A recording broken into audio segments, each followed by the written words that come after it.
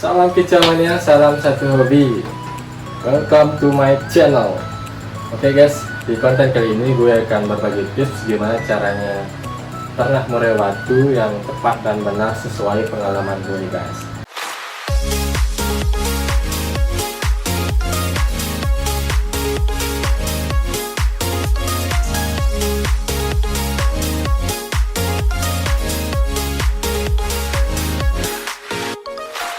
Ada 6 poin yang harus kalian ketahui. Yang pertama adalah membuat kandang yang aman dan nyaman. Yang kedua, memilih indukan yang bagus. Yang ketiga, melakukan penjodohan yang benar dan tepat. Yang keempat, memberikan pakan yang bergizi. Yang kelima, harus sabar dan telaten dan tulus ikhlas. Yang keenam, melakukan perawatan atau pembersihan kandang. Nah, sebelum lanjut guys, dukung channel ini terus dengan cara subscribe, like, and comment ya guys, biar channel ini terus berkembang. Semoga bermanfaat. Oke guys, kita lanjut ke poin pertama, membuat kandang yang aman dan nyaman. Yang dimaksud aman itu adalah aman dari predator, aman dari pencurian. Yang dimaksud dengan aman dari predator itu adalah satu, predator tikus biasanya yang sering terjadi. Selain itu juga ada semut yang biasanya terjadi juga. Semut itu sering selain tikus. Yang berbahaya itu adalah ular. Nah, ular itu sangat berbahaya juga, tergantung kelembapan kandang juga dijaga, harus kelembapannya tidak terlalu panas dan tidak terlalu lembab, karena ular juga suka tempat-tempat yang lembab. Dan itu juga sering dicek kandang-kandang jaring-jaring kawat itu ada yang bolong atau rusak, kan harus sering dikontrol. Sebulan sekali lah minimal, harus sering dilihat-lihat. Kadang-kadang tikus juga kan pasti menggerogoti jaring-jaring kawat itu, kan pengen masuk ke dalamnya. Selain itu juga ada biawak, itu sering makan burung juga. Nah, caranya gimana? Caranya supaya aman dari predator, melakukan perawatan rutinitas 1 bulan. Itu saya biasanya 1 bulan sering mengecek situasi atau di luar kandang, itu saya cek terus kawatnya aman atau tidak, terus di area-area sekitarnya lembab atau tidak, itu harus dijaga juga kelembapannya. Caranya biar tetap tidak terlalu lembab dan tidak terlalu panas juga.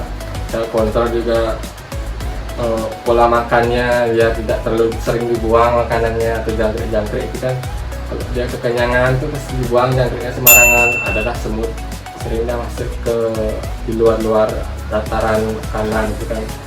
Nah, gimana caranya? Semut itu biasanya sering terjadi karena hujan-hujan. Nah, hujan-hujan itu pasti semut itu sering naik karena di luar dari kandang itu kan lembab, dia pasti akan nyari tempat yang nyaman untuk dia bertelur, bersarang, itu kan pasti di tempat yang lembab. Nah, selain itu juga ada tikus. Gimana caranya biar tikus itu tidak masuk ke dalam kandang? Nah, sebelum kalian masukkan burung di dalam tikus, kalian coba dulu masukkan jebakan tikus di dalam kandang. Biasanya saya seperti itu untuk mengecek apakah kandang saya aman atau tidak, biar tidak terjadi kerugian di awal. Nah, itu biasanya sering terjadi, asal masukin aja burungnya tiba-tiba biasanya udah mati karena kan kita lalai gitu kan. Terus juga ada penyemprotan rutinitas seminggu sekali. Itu penyemprotan anti semut biasanya ada dijual-jual di toko terdekat. Obat anti semut itu biasanya di luar kandang itu harus sering disemprot juga, tapi jangan terlalu banyak juga ya, karena bahaya juga untuk burung juga kan, baunya sangat menyengat sekali. Selain itu juga yang kalian harus perhatikan itu adalah sirkulasi udaranya biar tidak terlalu pengap. Nah, istilahnya gitu ya, pengap, jadinya burung itu kurang nyaman. Jangan terlalu tertutup juga, usahakan ada cahaya matahari yang masuk biar burung juga bisa berjemur, biar tidak terlalu lemak, lemak. Berlemak biasanya ada burung itu kan tidak ada cahaya masuk, jadinya burung itu sering makan dan mager gitu bergerak, karena kandangnya juga tidak terlalu luas, cahaya juga tidak ada masuk, jadi dia terlalu berlemak karena tidak sering berjemur gitu kan, tidak ada cahaya masuk. Selain itu juga dia mager gitu, diam-diam aja karena kandangnya tidak terlalu luas ya. Itu juga diperhatikan, kandangnya jangan terlalu sempit atau luas juga bagus sebenarnya, tergantung keinginan kalian juga. Yang kalau saya pribadi sih kandang saya cukup luas ya, karena saya mempunyai kandang semi aviari. Selain itu juga kalian harus perhatikan keamanan dari pencurian. Nah, gimana sih caranya biar aman mas dari pencurian? Misalnya saya sering kok teman saya dicuri burungnya, nah gitu biasanya ada kayak gitu teman saya. Yang dia harus perhatikan biar tidak terjadi pencurian, biasanya sering terjadi, itu kalian harus membuat kandang yang tidak terlalu sepi. Misalnya di pinggir jalan itu salah juga kan, gampang dibobol oleh pencuri. Atau enggak di belakang kandang kalian kan ada sawah itu kan, gitu kan dibobol gitu kan, temboknya atau jaringnya kan. Itu maling itu biasanya nekat sekali demi segala cara dia halalkan. Nah, selain itu juga kalian harus memilih tempat yang bagus. Di samping kalian ada tetangga, di depannya juga ada tetangga, di kanan kiri.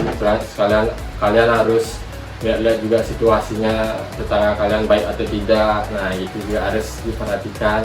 Selain itu juga jangan lupa digembok-gemboknya itu harus yang, kalau saya sih pribadi lebih baik milih gembok yang bagus. Nah selain itu juga ada pencahayaan. Saya mas, kalau saya boleh nggak pakai lampu karena cahaya mataharinya tidak ada. Nah gitu biasanya, tergantung selera juga sih ya. Kalau saya nggak pakai lampu karena saya takut burung saya itu katarak. Nah ada yang bilang kayak gitu, lebih baik saya memakai cahaya alami aja. Saya pribadi seperti itu, karena kan burung di alam itu kan lebih suka berjemur daripada pakai berjemur, atau istilahnya itu cahaya lampu gitu ya misalnya gitu kan. Enggak sih bagi saya. Nah gimana mas biar tikus-tikus itu atau hama biar nggak masuk ke kandang? Nah biasanya katanya harus isi lampu biar nggak masuk kandang. Kalau saya sih enggak ya, harus isi lampu gitu. Pokoknya biar jaring-jaringnya itu biar aman aja, biar tidak bolong. Pilihlah kualitas jaring yang aman daripada yang standar atau yang biasa tapi tidak aman, awalnya nanti rugi gitu kan. Lebih baik milih kualitas kandang yang bagus ya, daripada nanti burung-burung kalian mati kan. Lebih baik bikinlah penyesalan di awal daripada di belakang. Nah penyesalan di awal itu gimana maksudnya? Nah penyesalan di awal itu adalah menyesal mengeluarkan modal yang budget tinggi gitu demi kualitas kandang yang bagus kepada yang biasa-biasa aja, tapi nanti burungnya udah mahal mati nanti di penyesalan di belakang. Nah ada yang seperti itu. Kalau saya pribadi seperti itu sih. Selain itu juga ada hama tikus. Selain tikus juga ada ular. Nah ular itu kan biasanya sering dia masuk karena ada jaring-jaring yang lubang atau sudah rusak di gerobak tikus. Itu pernah teman saya terjadi itu. Ularnya kecil nggak besar, itu kecil itu tapi beracun gitu, sangat berbahaya sekali, menangis.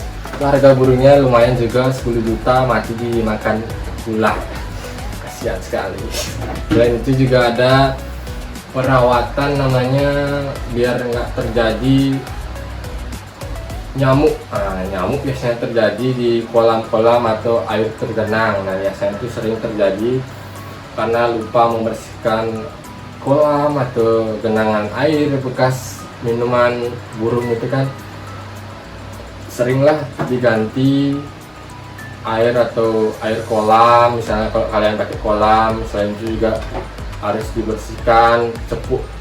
Biasanya kalau kalian pakai cepuk untuk minum burung itu biasanya sering dicuci juga kan, biar lebih bersih, biar dijaga kebersihannya, biar nggak terlalu banyak bakteri gitu kan. Airnya juga bahaya kalau air mengenang. Kalau nyamuk itu juga bahaya, menggigit burung guys, karena kayak gimana tuh gak lembab-lembab itu biasanya sering terjadi. Sakit dah dia burungnya, nanti habis itu nggak nafsu makan, habis itu biasanya mati.